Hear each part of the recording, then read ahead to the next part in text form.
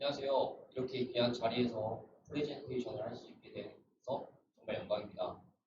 저는 이번 프레젠테이션을 맡은 송명근, 박서정입니다. 서정 씨, 혹시 회 좋아하시나요? 네, 저 회 정말 좋아합니다. 진짜요? 그러면 혹시 뒤에 처음처럼과 강수산이 어떤 뜻인지 알 수 있을까요?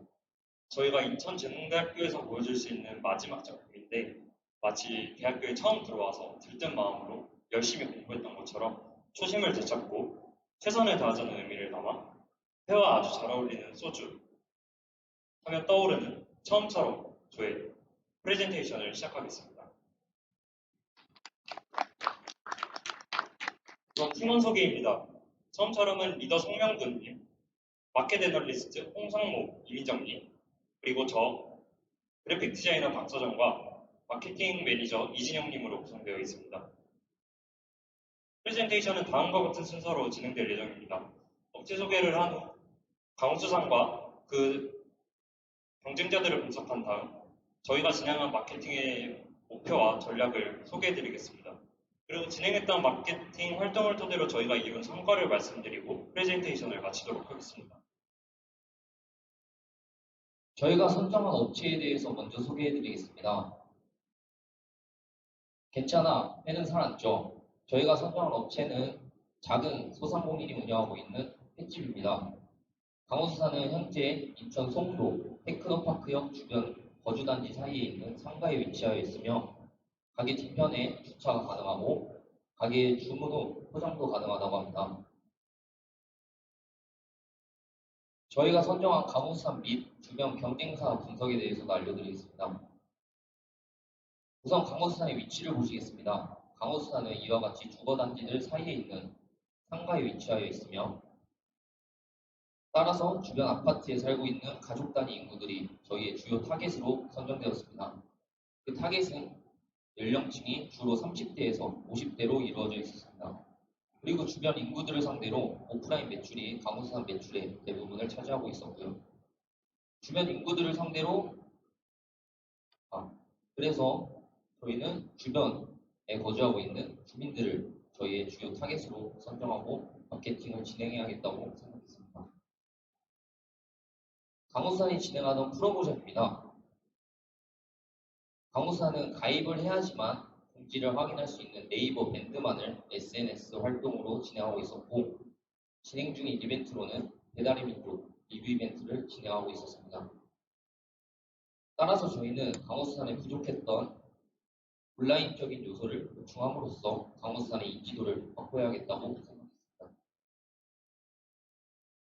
다음 강호수산의 배달의 민족 페이지입니다.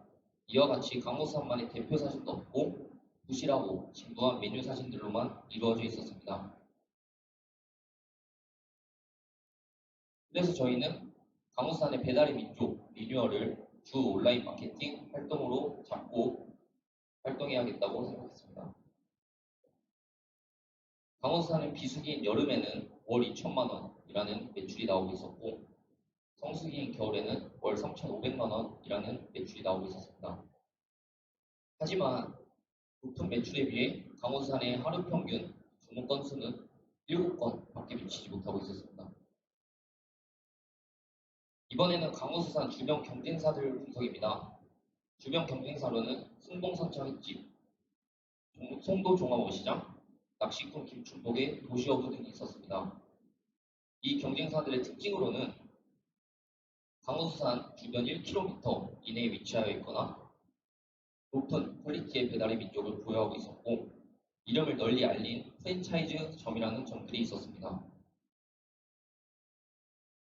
다음은 환경부서증 수학 분석을 한번 해보았습니다. 강호수산의 강점으로는 신선함을 유지시키는 산지 직송, 그리고 100% 국내산의 회를 먹을 수 있다는 점, 홀 매장에 꾸준히 오시는 단골 손님을 보유하고 있다는 점이 있었습니다. 다음은 약점입니다.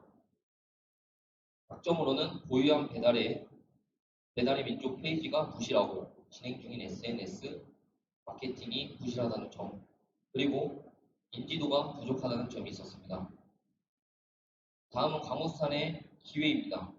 요즘 날씨가 추워지고 있는데 11월부터 2월까지 방어철이라는 점과 주거단지들 사이에 위치하여 있어서 주변 인구들의 접근성이 좋다는 점이 있었습니다. 다음으로는 위험 요소입니다. 위험 요소로는 강호수산 주변의 동종업계 경쟁사들이 새로 생겨나는 추세이고 이러한 경쟁사들의 SNS 마케팅 활용 능력이 뛰어나다는 점이었습니다. 수학 분석 중 저희는 강호수산의 약점과 위험 요소를 보완하고 고치겠다고 생각했습니다. 그래서 W와 T를 한번 믹스해 보았습니다. 강호수산은 경쟁사에 비해 상대적으로 부실한 배달의 민족 페이지를 보유하고 있었고 부족한 마케팅 활동을 가지고 있었다고 생각합니다. 그리고 늘어나는 경쟁사들을 대비하기 위해 인지도 확보가 필요하다고 생각했습니다.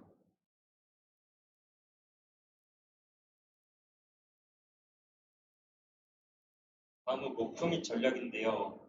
위에서 분석했던 내용을 바탕으로 문제점을 생각해 보았습니다.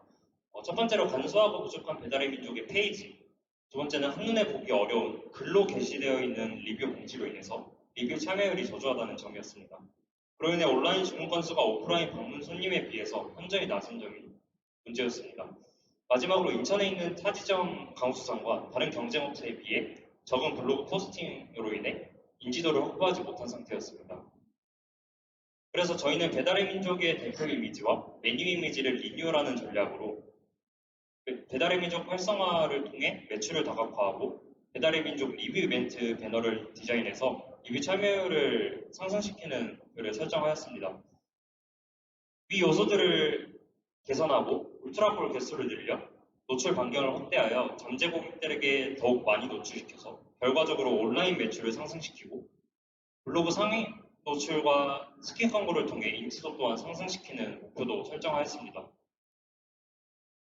사장님께서는 오프라인 매출은 단골 손님도 많고 접근성도 좋아서 전체적으로 매출은 괜찮다고 말씀하셨습니다.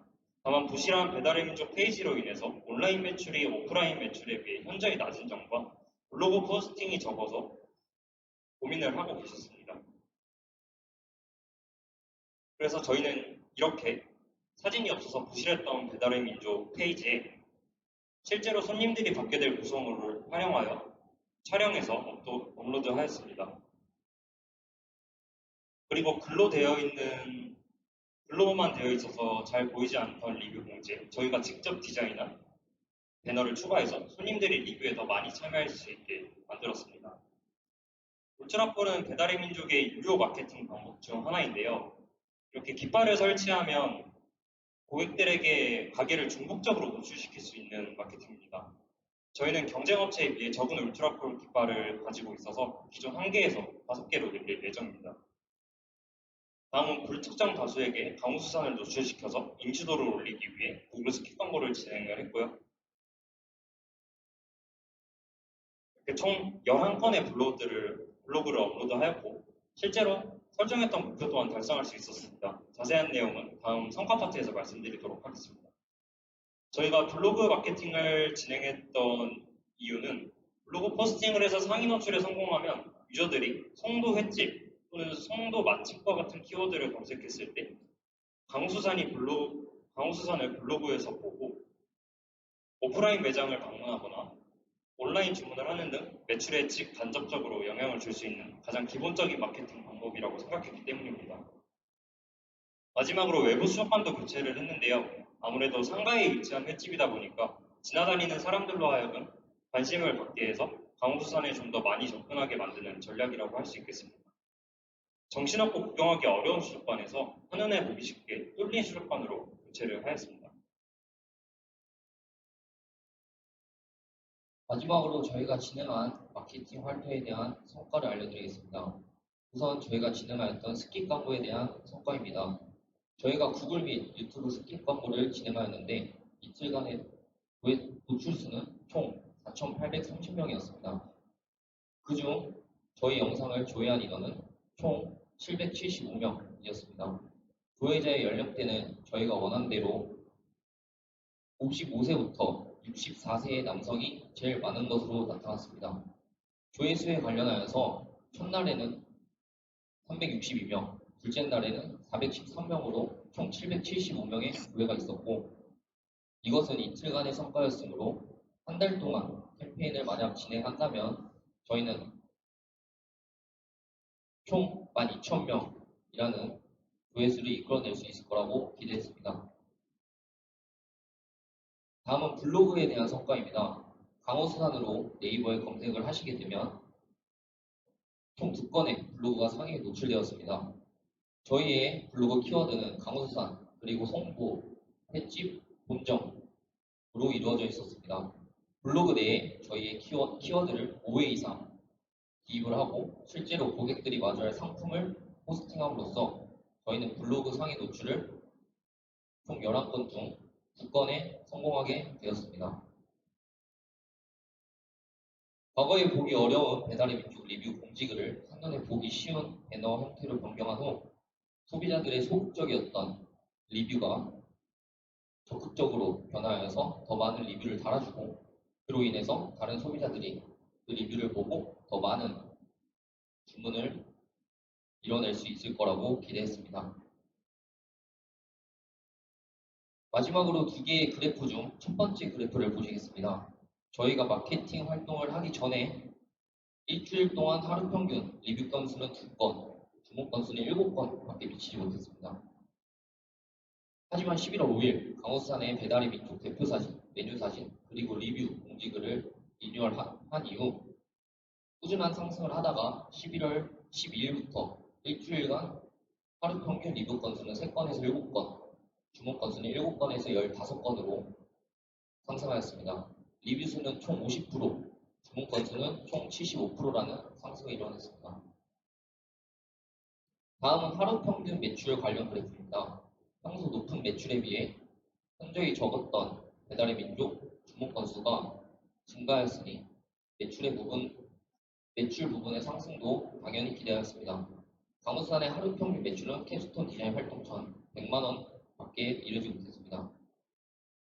그렇지만 캡스톤 디자인을 활동한 후 11월 12일부터 일주일간 하루 평균 매출은 150만원으로 활동 전 매출보다 50% 상승했다는 점이 저희의 성과였습니다. 저희 처음처럼 팀원들의 캡스톤 디자인을 마친 소감입니다.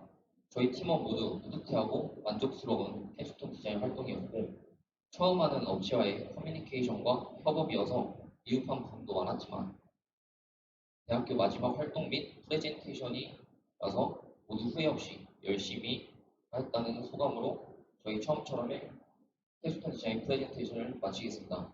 감사합니다.